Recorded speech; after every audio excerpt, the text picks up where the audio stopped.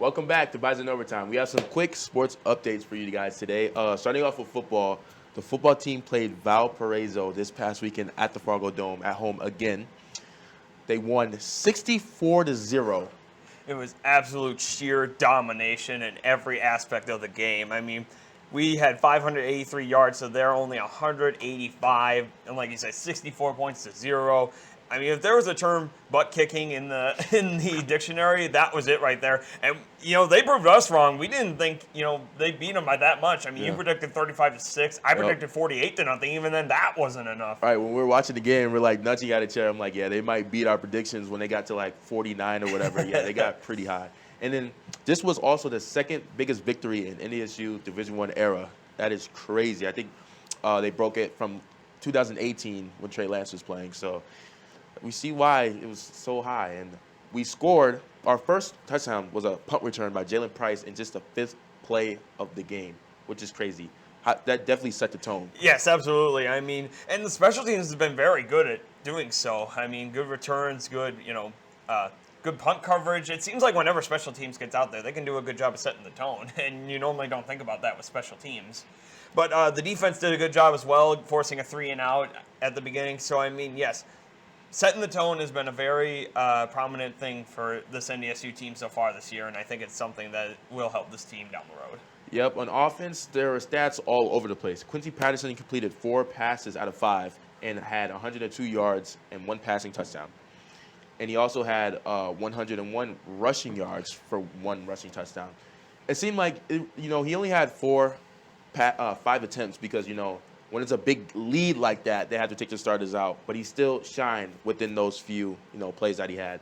So we finally got to see him run a little bit more because the first game he didn't run that much. So now we see what he can really do. That's a 245-pound refrigerator running in the middle of the field that no one wants to tackle. How do you think he played? It reminds me of prime Cam Newton, really. I mean, he can beat you with his arm, but he can also beat you with his legs on big runs downfield. We saw the big one that he had just before halftime that was about 50 yards or so into the end zone. That was amazing to see.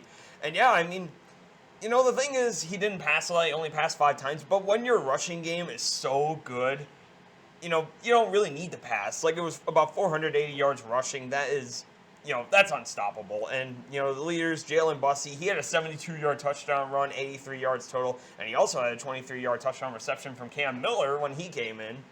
Tamarick Williams, he's really been coming onto the scene this season. He had 8 rushes for 72 yards, and he seems to run like a bowling ball. It's amazing to watch him run. And Hunter Luke, he had 4 runs for 55 yards and a touchdown as well. And literally every running back on the roster got touches in this game. Even Nathan Goldade and Michael Cardis, they also got some handoffs in this game as well. Yeah, and going back to Quincy, he still looks good out there. Like, he still just feels comfortable. Like, it's a sanctuary. Like, he's not tense. He's not, you know what I mean? Like, he's not in the spotlight and is timid. He's really playing, carrying the offense. I think he's doing pretty good. I think he's going to be comfortable for the rest of the season. One thing I would like to see, though, out of this is a little bit more passing before we get into the conference games, because the problem is once you get into conference games, I feel like they'll know our running game a little bit better, because if you stop this team's rushing attack, you kind of stop them dead in their tracks. A good example of this was the Southern Illinois game last year. We could get nothing going on offense, and they basically forced us to throw the ball, which we couldn't do early in the season last year. Yep. So going back to, like you said, rushing, we had so many running backs carrying the ball, getting touches. We averaged 10.7 yards per carry and rushed total 458 yards for just different running backs. That's a lot. And it shows a lot of what our recruiting. You know, we have good backup running backs because, you know, some teams might just have 2 good running backs, and then if those 2 get hurt, God forbid, the rest of the running backs, you know, it could, like, make or break their team. Mm-hmm. But we have Jalen Bussey, Dominic Ganella, Kobe Johnson, Tamarick Williams, a transfer. You know, I feel like he's more of a power running back. You know what I mean? Because it's hard for him to get out of, you know, in space. Yes. You know, I feel like he always gets tackled by the last guy. How do you feel that he... You know, I mean, yes. And like I said, he's more of a power back. You know, when you need 1 yard, he'll get you 3. When you need 3, he'll get you 5, you know. And he's definitely good at pushing the pile that extra yard whenever he needs to. And like you said, he can't seem to, you know, have that burst of speed. But, I mean, that's not what his specialty is. His specialty is running it up the gut and running hard. Yep, but we still have Hunter Luki, and that's what we use it from. And he's more dynamic. We have him line him as a tight end sometimes. So, do you think Hunter Luki has the best power running back status than Tamiric? Yes, I mean Luki, yes, he's very powerful up the middle, and we saw last year on a few runs he can have that breakaway speed if he wants to, and we can also very well utilize him in the pass game. A lot of times on play action passes, he's good on bootleg routes. So yeah, we use him in almost every facet of the offense. Yep, and he has hands too. He showed he can catch the football. And they're on the receiving side, wide receiver Crystal Watson had 83 yards for 1 touchdown. Seems like for the receivers, they just got to get in where they fit in because, we're either running the ball or Quincy might take off with it. I feel like it's hard. And we have so many, different receivers. Phoenix is back. Crystal Watson. We've got some younger guys like Roger Nelson and just different kind of guys. How do you think? You think, the receivers, the receiving game is not, the main, objective in games? You think that it's just if we need it, then we'll use it? Yeah, I mean, it seems like right now, yes, run first, and if that doesn't work, eventually go to pass. But that could be a problem eventually, if we don't try to pass a little bit more. Because there is a lot of talent in this receiver core right now. We have, like you said, we have Watson, we have Sproles. We also have guys like Braylon Henderson, who we used yesterday on a little end around to get a touchdown run for him. Yep. And we also got Alex Libby, Roger Nelson. So, I mean, yeah, we have good talent out there on the receiver core. I think we just need to... Hopefully we'll see it a little bit more in this Towson game coming up this weekend. I feel like we should, considering it's the last non-conference game. We should be trying to dabble into the playbook a little bit more when it comes to the passing. But yeah, we do have a lot of talent out there, and I feel like if we wanted to, we could use both of these, the running and the passing, a lot in these games. Right, but there's also a saying: if it's not broke, don't fix it. You know what I mean? If a running game is working, you know what I mean? When you're running 400 yards exactly. There's no need to pass. So I think that's what the coach is waiting for. But offensive lineman got some love for that game. He was named Missouri Valley Football Conference Offensive Lineman of the Week, which is good. I know he was on a couple of lists last year also. So, good to see our players get some shine. Well, yeah, Cordell Volson, he's already on the Reese's Senior Bowl watch list. So, yeah, to see that he's getting Missouri Valley Football Conference Offensive Lineman of the Week, it really proves to the fact that we could be seeing him play on Sunday ball next year. It's good to see those positions getting some light because sometimes, we get focused on the quarterback and running backs and receivers. Those particular positions doesn't get that many, recognition. Well, you were talking about how we were using every running back in the game and it was still going good. We were using everybody of every position, every wide receiver, every offensive lineman, and they were still getting productive yards. Yep. So that really proves to you how good this team is as a whole and not just the starters. Yep, and that's what some of the older guys were really proud of. They're like, no matter who's in the game, we expect high potential, It was good to see the backups even shutting them out because usually when you put the backups, the opposing team feels like they can score now, like they have a chance. And no, we shut them out even with our backups in, which is really nice. On the defensive side, like you said, they shut out Valparaiso the whole game, even with our backups. We played up to 4 different corners in the game, which is crazy. Yeah, I mean, Michael Tutsi, Nick Kubitz, and Luke Weirtz led the tackling for the defense with 6 tackles apiece. Jackson Hankey had a sack, and then Bartholomew Agbu, Reed Ryan, Lane Tucker, and Costner Ching, they all had a half sack apiece, so it was 3 sacks total. Yeah, I mean, this defense was absolutely suffocating to watch. I mean,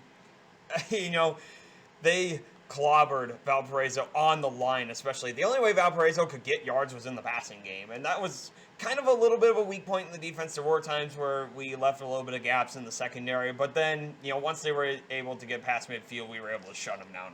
Man, we were beating. Speaking of the line, the D line, they were practically beating up the quarterback. You know what I mean? They were attacking him.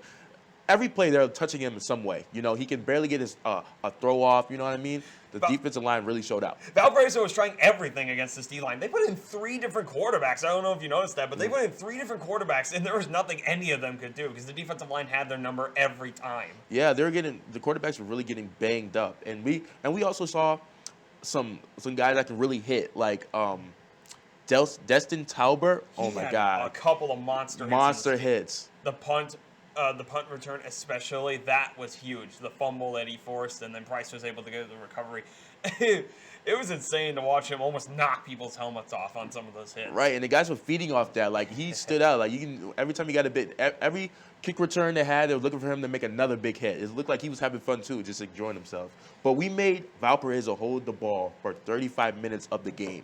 That's how much they were on offense, and we were scoring back to back. And that's the only stat that they had on us. They had more time in possession, but that's only because of the fact that our offense was able to score so quickly that, our defense was having to be out there a lot of the time, but I don't think they cared. I think the defense loved to be out there for that game. Also, they only passed our 40-yard line 3 times in the game.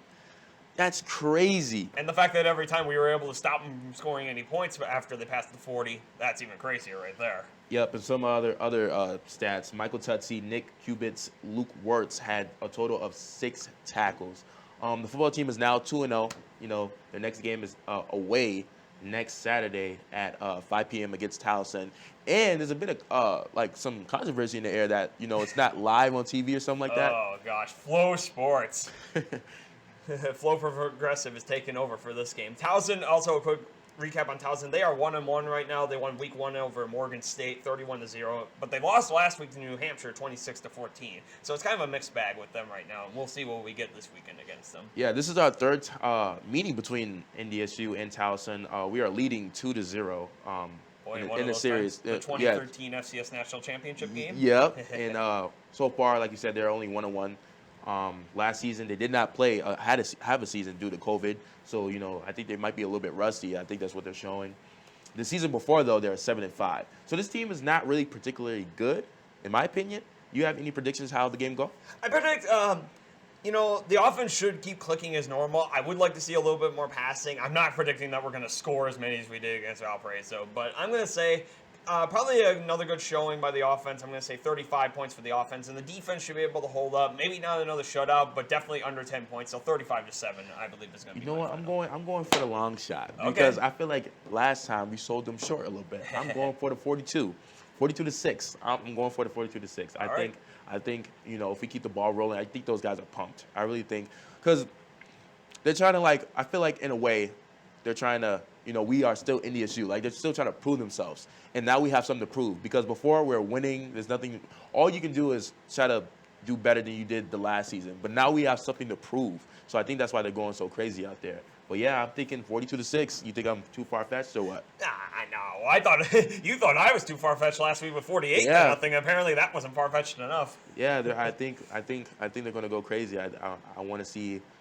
Like you said, I do want to see the passing game because we have so much weapons that we can use, and I think it'll just make it's entertainment at the end of the day. I feel like there'll be some really good highlights in that game if we pass more. It's only a matter of time before the passing game starts to show itself a little bit more. Yep. So when we come back, we'll get into golf and men's and cross country. Don't go away.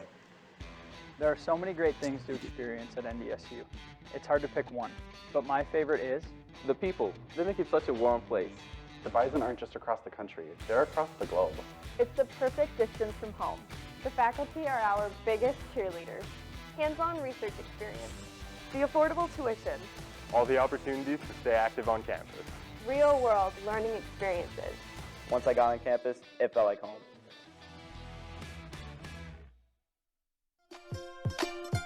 The NDSU bookstore has everything you need to show off your Bison pride. The bookstore can have you sporting green and gold wherever you go. It offers many different brands, sizes, styles, and selection so that you find exactly what you're looking for. Shop the NDSU bookstore and show your spirit today.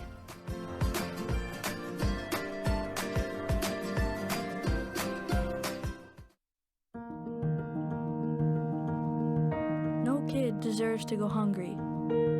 But try as they might, not every family can afford to put food on the table every day. That's why the Great Plains Food Bank and their partner agencies work every day to bring food to our hungry neighbors. Every dollar donated can provide 4 meals for those in need. Go to greatplainsfoodbank.org and donate today so no kid in North Dakota ever has to go hungry. There are so many great things to experience at NDSU. It's hard to pick one, but my favorite is the people. They make it such a warm place. The Bison aren't just across the country, they're across the globe. It's the perfect distance from home. The faculty are our biggest cheerleaders. Hands-on research experience.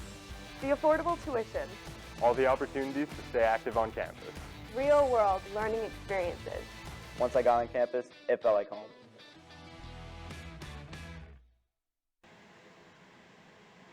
Welcome back. We're going to get into both teams of the golf team. The men's team had a match in Kansas State for the Wildcat Invitational this past Monday and Tuesday. They were 5th out of 13 teams, which is not bad. No, not at all. Especially for the young team that we have right now. It's definitely a good sign to see for the youth on this team right now. Yep, some of the stats. Ian Simmons-Nitch led the Bison with 70 points. Brock Winter had placed second, led the Bison second with 72 points. What's some of the girls' stats? Some of the girls' stats. Women finished 2nd out of 10 in Brookings, South Dakota, only losing to South Dakota State in that tournament. Freshman Elise Hoven cracked the top 3 overall in her collegiate debut, no less. Freshman in her collegiate debut with a 223, top 3 overall in the entire tournament. That is something to behold right there. And like I said for the men's team, a lot of youth, maybe not as much youth on the women's team, but it's a lot of positives when you have a freshman in her collegiate debut being the best scorer on the team. Not to say any of these other ones are bad here. Senior Lexi Giolat, she tied for 5th overall with a 225. And then sophomore Leah Scar finished tied 10th overall with a 229. So overall, the top scorers on the girls' team was not bad at all. Yeah. Jack Johnson finished 12th overall. He tied for 12 overall as an individual. It looks like he's just playing individual games because, there's a team match and an individual. Do you think he will keep on doing individual? Because I feel like last season he would do good, but his team would still do bad. So how do you think? You think that's why he's doing individual, or? I don't know. I mean, this year it's definitely different because the team is... I feel like with a lot of young pieces this year, he didn't exactly know what to expect from this team, but this team definitely seems to be exceeding expectations so far. Like finishing 5th out of 13th with a lot of freshmen and sophomores on this team right now, and a lot of them looking very, very good, breaking their own records in individual stats every week, just getting better. I feel like maybe eventually he'll try to come back to the team on team stats, but, as of now, if you're confident in yourself and you don't know what the team's going to bring yet, it's not a bad idea to go individual right now. And he should believe in himself because last season he did really good. I think he was freshman of the year for the men's team, so I see why he wants to go individual in the first 2 matches. And their next match is on the 27th for the Zach Johnson Invitational in Des Moines, Iowa. Be sure to support those teams next week. How do you think that will go? I think it should go pretty good. I mean, it should... the youth on this team, it can only get better from here. And maybe one won't see it overnight, but the fact that we're already finishing, mid-tier with a bunch of freshmen and sophomores, and it's not like this team has got a bunch of veteran pieces on it that have been here for years. This team can only get better as the year goes on. And also, the women's team, their next tournament is Sunday at the Coeur d'Alene course in Idaho. So be sure to support them as well. Yeah, I think for the men's, 5th out of 13 for this one is not bad. So I feel like, to me, all you do is got to improve, still stick to what they're doing in practice, just showing out still. And I think Jack Johnson, he's got to get higher to 12th place, though. I feel like he can do way better. He has more in him. That's what I think. Yeah, we all have rough days, though. So yeah, we do. Yeah, we definitely do. I'm sure this is just a bump in the road for him. Just a bump in the road. How do you think your women's will do? Oh, women, I mean, that was impressive to see the fact that they finished 2nd already, and they have a mixture of young and older pieces on this team. Like I said, the top 3 were a freshman, a senior, and a sophomore. But the fact that Elias Hoven, she was, in her collegiate debut, got tied 3rd best out of all the golfers in that entire tournament tells you a lot. Like you said before about football, the recruiting, it's every sport. It's not just football, it's literally every sport. Great recruiting all around, and it shows again here. Yep, and for the girls, I'm proud of how well they're doing so far because last season they did terrible. It's not a secret. They did pretty bad. So it's good that they're back on track. That's what we hoped last season. So now they're doing it. And then moving on to cross country, the men's and women's cross country team ran at the NDSU Classic last Friday. Sophomore Peyton Smith was the top finisher for the Bison, and it was his first time leading them also in his collegiate career. He placed 14th overall, which is not that bad. What's some stats you got? No, and junior Kaiser Freetley finished 16th overall, and then sophomore Isaac Huber took 19th overall, so they were the 2nd and 3rd finishers for the Bison team. SDSU won the men's title, and NDSU ended up finishing 2nd for that tournament. And for the women, 2nd-year freshman Allie Wallen finished 5th overall and was the best Bison finisher for the 2nd straight time. Again, a freshman finishing best overall, and I mean, yeah, second-year freshman, but technically a freshman nonetheless. Yeah.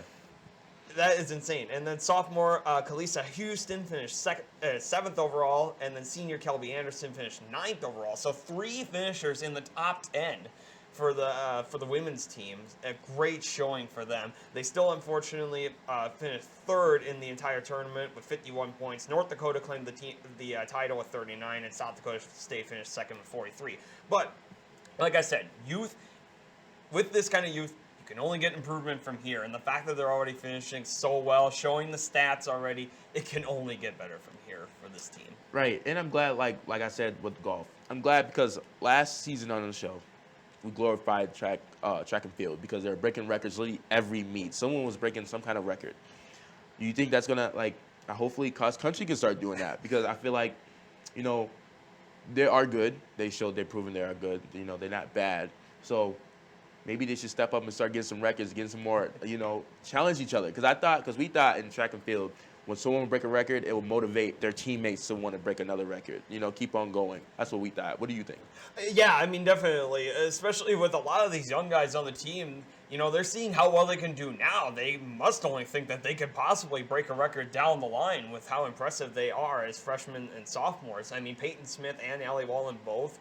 The fact that they're so young and they're already, proven that they're some of the better performers on this team. Not to say that anybody else is bad at all, but they're just the cream of the crop right now. Yeah. So to end the Bison with third in team standings with 74. Both teams will compete next weekend at the Roy Grock Invitational in Falcon Heights, Minnesota. Going to our neighbor next door. How do you think that will go?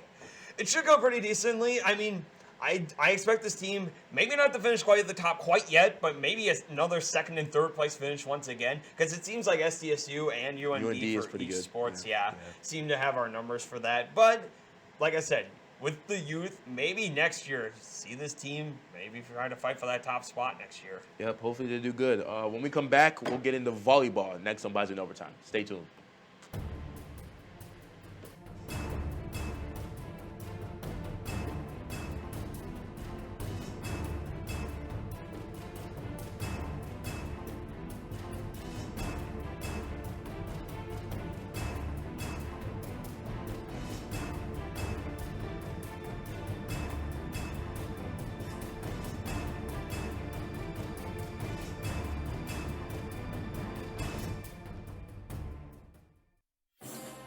Founded in 1985, the Missouri Valley Football Conference has established a tradition of FCS football excellence. Competing at the highest level of NCAA Division I, student athletes at its 10 institutions demonstrate character, passion, and integrity as they grow as a student, an athlete, and a citizen. The Missouri Valley Football Conference, where leaders are shaped and champions are forged.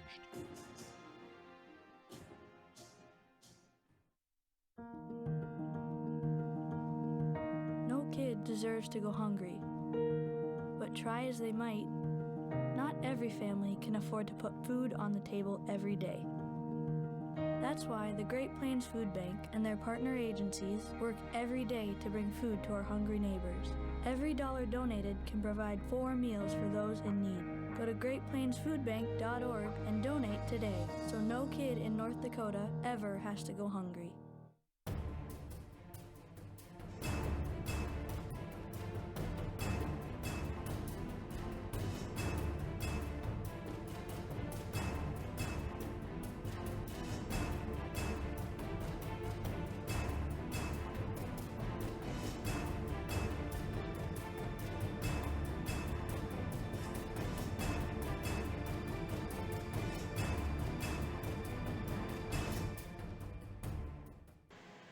Welcome back, and now we're going to get into volleyball, which they had a great weekend.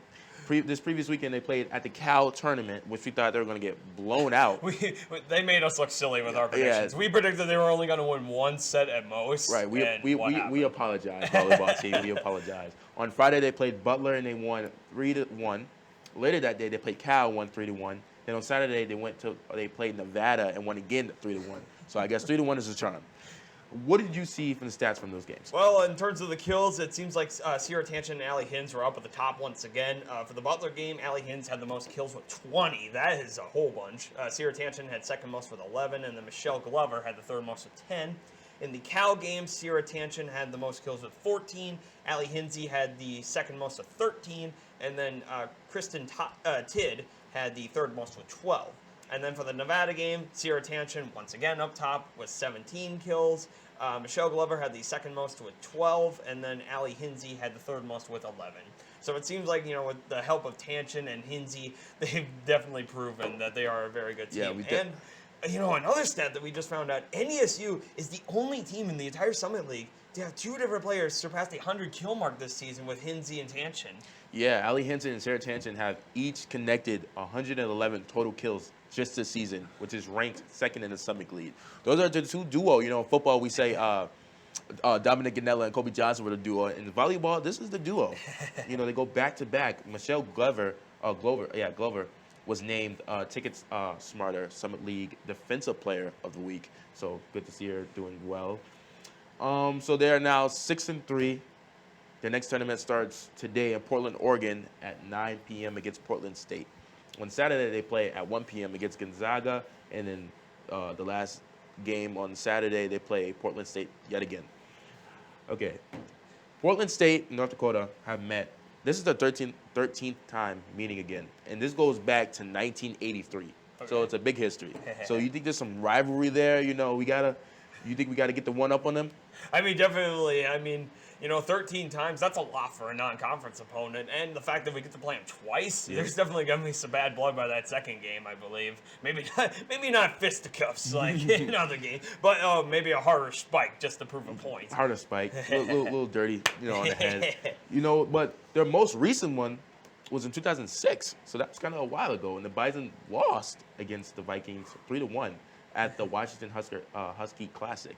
So this will be the fourth-time meeting. Also Gonzaga, we only played them 4 times, and we are 3-0 with them. We're up in the series, so that's good. You think they will have vengeance toward us? Trying to knock us off? Possibly, and my predictions for this weekend have definitely changed after what we saw last weekend against them, or against the other teams in the tournament there, Cal, Butler, and Nevada. Because, like we said, we were not expecting that kind of performance against them, but this past weekend showed how much potential this team has with players like Hinsey, Tanchen, Glover, and Tidd.